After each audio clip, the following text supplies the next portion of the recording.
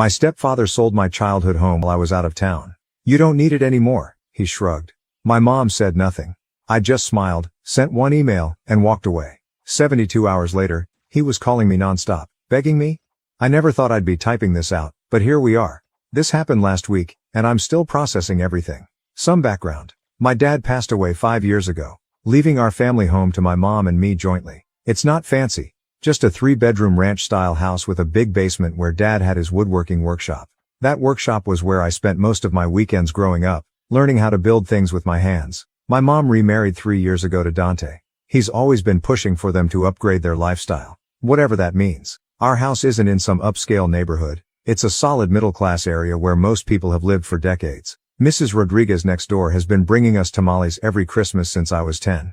Mr. Chen across the street still uses Dad's old workbench we gave him. I've been paying half the property taxes and maintenance since Dad passed. It wasn't much, but it was my way of keeping his memory alive. I'd come over weekends to fix things up, work on projects in the workshop, or just hang out with Mom. My sister Jasmine would join sometimes when she wasn't busy with college. Last week, I was away for a work trip. Nothing special, just some meetings in Chicago. I'd been texting Mom daily like usual, but her responses were shorter than normal. I figured she was just busy with her book club or something. I got back yesterday, pulled into the driveway, and there was a moving truck parked outside. At first, I thought Mom was finally getting rid of some old furniture. She'd been talking about decluttering. Then I saw the sold sign in the front yard. Walking inside felt like stepping into some alternate reality. There were strangers in our living room, measuring windows for curtains. Dante was showing them around like some budget HGTV host. Mom was sitting at the kitchen table, staring into a cup of coffee like it held all the answers. "Oh hey," Dante said like this was totally normal. "Didn't expect you back so soon. We're just wrapping up some final details with the buyers." I stood there, keys still in hand. "What buyers?" "We got a great offer," he shrugged, still playing realtor. "Market's hot right now. You don't need this place anymore, right? You've got your own place." My own place is a 1-bedroom apartment because I've been saving up to eventually buy out Mom's share of the house, something I'd mentioned multiple times. I looked at Mom. She wouldn't meet my eyes. "The workshop," I started. "Already donated everything to Habitat for Humanity," Dante cut in. "They picked it up yesterday. Good cause, right? That workshop had every tool my dad had collected over 30 years. The workbench where he taught me to build my first birdhouse. The lathe he used to make Mom's favorite rolling pin. All gone." I walked down to the basement. Empty. Just concrete floors and bare walls where pegboards used to hang. Dad's old radio still sat in the corner, covered in sawdust. They hadn't donated that yet, I guess. Probably thought it was too old to be worth anything. I picked up the radio, tucked it under my arm, and walked back upstairs. Mom finally looked at me. "Seth, honey," she started. "It's fine," I said. And weirdly, I meant it. Because in that moment, everything became crystal clear. I smiled, actually smiled, and walked out. Grabbed my phone in the driveway and sent one email I'd been saving as a draft for months. Didn't even look back to see if they were watching from the window. My sister called an hour later. "Tell me you're going to do something about this," she said. "Already done," I replied, plugging in Dad's old radio on my kitchen counter. "Just wait. Dante's been calling non-stop since this morning. I'm letting it go to voicemail. Each message sounds more desperate than the last." Mom texted asking what the email was about. I haven't replied yet. They have no idea what they just set in motion. Updates to follow. Update 1. Thanks for all the support and advice.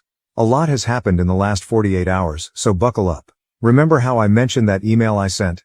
Well, it was to our family lawyer. Not for legal action, just documentation. See, I've been keeping receipts. Every property tax payment, every maintenance bill, every repair cost for the last 5 years. But that's not all. The morning after my last post, I woke up to 12 missed calls from Dante and a bunch of texts from Mom saying we need to talk as a family. Sure, now they want to talk. I took my time responding, had my coffee, and watched some YouTube videos about deck restoration. More on that later. Around noon, Dante showed up at my apartment unannounced. I could see him pacing outside through my Ring camera, running his hands through his hair like he always does when he's stressed. I let him stew for about 10 minutes before opening the door. "The sale can't go through," he blurted out before I could even say hello. "The title company called. They're saying there's some problem with the paperwork." I leaned against the doorframe. "Oh? Cut the act," he snapped. "What did you do?" I pulled out my phone and showed him the property deed. Joint ownership, clear as day. His face went from red to white so fast it was almost funny. "You can't sell a house without all owners signing off," I said. "Basic real estate stuff. Aren't you supposed to know that?" He started yelling about how I was ruining everything. How he had plans, how the buyers were threatening to walk. I just kept scrolling through TikTok while he ranted. Finally, he stopped to catch his breath. You done? I asked. Because we should probably discuss the workshop tools you donated without my permission. Those were mine too. That's when Mom called. Perfect timing. I put her on speaker. Seth, please, she said. Just come to dinner tonight. We can work this out. Dante jumped in. Your mother's upset. Is that what you want? Actually, I said, I think family dinner is a great idea. Jasmine should come too. 6 p.m. Mom sounded relieved. Dante looked suspicious. Good. I spent the afternoon setting up Dad's old radio in my kitchen. Got it working perfectly. Still had that slight static on AM stations that Dad could never quite fix. Felt right, having his presence there while I prepared for dinner. 6 p.m. rolled around. I brought a bottle of the cheap wine Mom likes and Dad's old photo album. Jasmine was already there, sitting at the kitchen counter and texting furiously. She looked up when I walked in, trying not to smile. Dinner was Mom's meatloaf, her go-to peace offering. The tension was thick enough to cut with the fancy serving knife Dante always brags about. The one Dad actually made, but whatever. We ate in silence for about 10 minutes before Dante cleared his throat. Look, he started, using his reasonable voice. We can figure out some kind of compensation for your share. I cut him off. How's the real estate business lately, Dante? He blinked. What? Must be tough. Market's crazy right now. Lots of competition. I took a bite of meatloaf. Bet your commission from this sale would really help. His fork clattered against the plate. Mom froze mid-bite. Jasmine suddenly became very interested in her phone. What are you talking about? Dante's voice had an edge now. I pulled out a folder. Started laying out papers on the table, right next to the green beans. Property tax receipts, maintenance records, bank statement. 5 years of documentation showing I've been paying half the costs on this house. Plus some interesting emails from your broker about your recent performance issues. You had no right, he started shouting. Indoor voice, Jasmine cut in, not looking up from her phone. Neighbors might hear. That shut him up. The neighbors. Right. The same neighbors who've known our family for decades. The same neighbors who've been calling him about the sale. The same neighbors who, well, that's for the next update. Mom finally spoke up. Seth, what are you planning? I stood up, grabbed my jacket. You know what Dad always said about woodworking? Measure twice, cut once. I've been measuring for 5 years. Dante's phone buzzed. His face changed as he read the message. Then my phone buzzed. And Jasmine's, and Mom's. What did you do? Dante whispered. Check your email, I said, walking out. The HOA board just called an emergency meeting. Update 2. The HOA emergency meeting was scheduled for 7 p.m. at the community center. I got there early, watching people file in through the glass doors. Dante showed up last, phone glued to his ear, looking like he hadn't slept. Remember Mrs. Rodriguez, who brings Christmas tamales? She's on the HOA board. So is Mr. Chen. And Mr. Patterson, whose daughter I helped with her science fair project last year. Funny how connections work in small neighborhoods. Here's what Dante didn't know. Over the last 5 years, I'd been quietly buying up properties in our neighborhood through an LLC. Nothing fancy, just the rental houses that came up for sale. A duplex here, a small house there. Property values were low enough that I could handle it with some careful planning and my savings. By last count, I owned about 70% of the rental properties in the area. Guess who that makes the majority stakeholder in the HOA? The meeting started with Mrs. Rodriguez calling for order. Dante sat in the back, still trying to look important. Mom wasn't there. Jasmine had taken her out for coffee, away from the drama. Smart kid, my sister. First agenda item, Mrs. Rodriguez announced, reading from her iPad. The proposed sale of 1427 Oak Street. That's our house. Was our house. Whatever. I stood up. About that, I said. I'd like to propose some changes to the HOA bylaws. Dante's head snapped up. You can't. Article 7, Section 3. I cut him off. Any property sale must be approved by the board if it involves structural changes. The buyers mentioned renovations, right? Mr. Chen nodded. They want to add a second story. Plans would alter the neighborhood's historical character. That's ridiculous. Dante jumped up, face red. You can't block a sale over. Sit down. Mr. Patterson said quietly. Or we'll discuss your expired realtor's license next. Yeah, I'd found out about that too. Dante had let it lapse 3 months ago. Too busy trying to make quick sales to handle the paperwork. He'd been operating without it since then. Not exactly legal. The color drained from his face. He sat. I walked to the front of the room, pulled up the neighborhood map on the projector. Started pointing out properties. All the ones I'd acquired, all the improvements we'd made. The community garden we started last spring. The weekend workshops we'd been running for local kids. The tool sharing program that saved everyone money on home repairs. This isn't just a neighborhood, I said. It's a community. One my dad helped build. And I'm not letting anyone tear that down. Mrs. Rodriguez was smiling. Mr. Chen was nodding. Even the newer residents looked interested. That's when my phone buzzed. Text from Jasmine. Mom's ready to talk. She's crying. The good kind. I wrapped up the meeting quickly after that. The sale was officially blocked by the HOA board. Dante stormed out, slamming the door so hard the windows rattled. As people were leaving, Mrs. Rodriguez grabbed my arm. Your father would be proud, she said in Spanish. He always said you were the smart one. I found Mom and Jasmine at the diner where Dad used to take us for Sunday breakfast. Mom's eyes were red, but she looked more alive than I'd seen her in years. I'm leaving him, she said before I could sit down. Should have done it months ago. Years ago, Jasmine corrected, stirring her coffee. Mom reached across the table, grabbed my hand. The workshop tools. I saved some, the important ones. They're in Mrs. Rodriguez's garage. I squeezed her hand. I know, she told me last week. Of course she did. Mom laughed, then started crying again. I'm so sorry, Seth. I got lost somewhere along the way. We'll find you again, I said. My phone was blowing up. Dante leaving angry voicemails. The buyer's agent demanding explanations. Neighbors sending supportive messages. I turned it off. So what happens now? Jasmine asked. I looked around the diner. Same cracked leather booths. Same flickering neon sign. Same coffee that Dad said tasted like motor oil but drank anyway. Some things shouldn't change. Now, I said. We rebuild, starting with the workshop. Mom wiped her eyes. The house. Can we still live there? Better. I pulled out my phone, showed them the LLC paperwork. You're both shareholders now. 25% each. I keep 51 to maintain control of the HOA stuff. We can make decisions together, like Dad would have wanted. Jasmine's eyes widened. You made us part owners of everything? Family business, I shrugged. Had the paperwork ready for months. Just needed the right moment. That's when Dante burst into the diner, looking wild. You think you've won? I'll sue, You'll what? I stood up slowly. Explain to a judge how you tried to sell property you didn't fully own.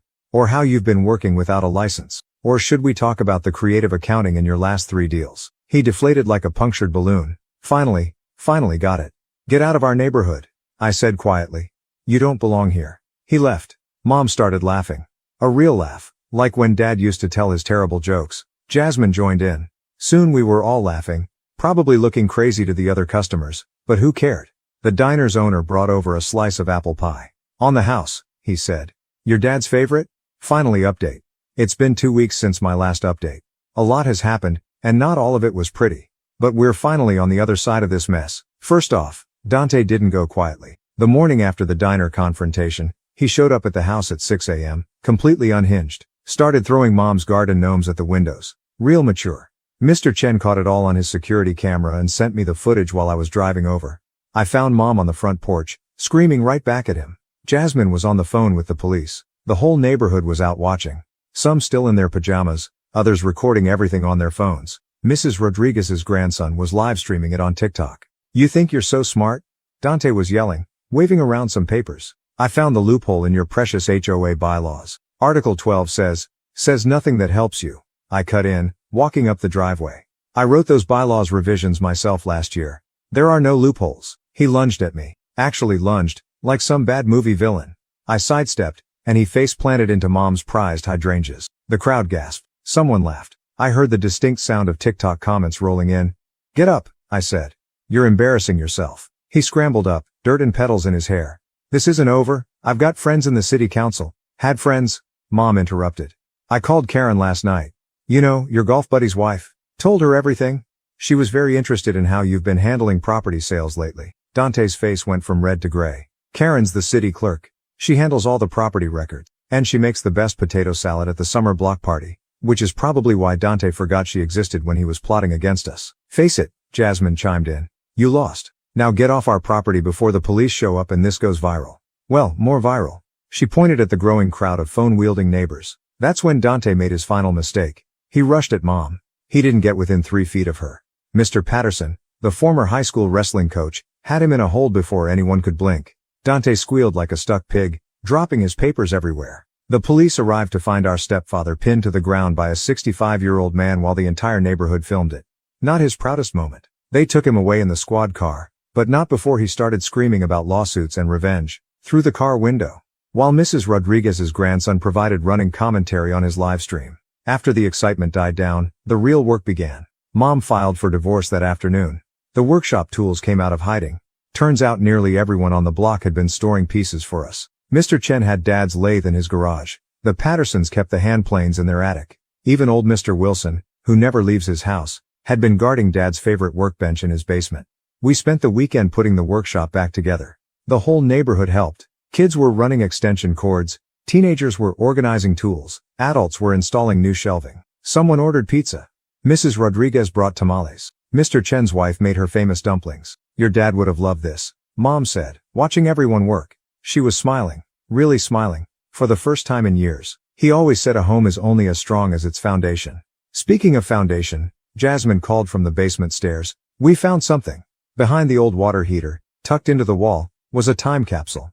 Dad's handwriting on the lid, for when you need it most. Inside was his old project notebook, filled with sketches and plans, notes about the house, the neighborhood, the people, and a letter, dated just before he passed. To my family, a house is more than walls and a roof. It's the stories we build together, the memories we share, the community we create. Take care of each other. Take care of our neighbors, and never let anyone tell you what your home is worth. Love, Dad. P.S. Seth. Check behind the workbench. Left you something special. Behind the workbench was a hidden compartment containing Dad's prized antique handsaw and a stack of property deeds. He'd been buying up neighborhood properties too, long before I started. Like father, like son.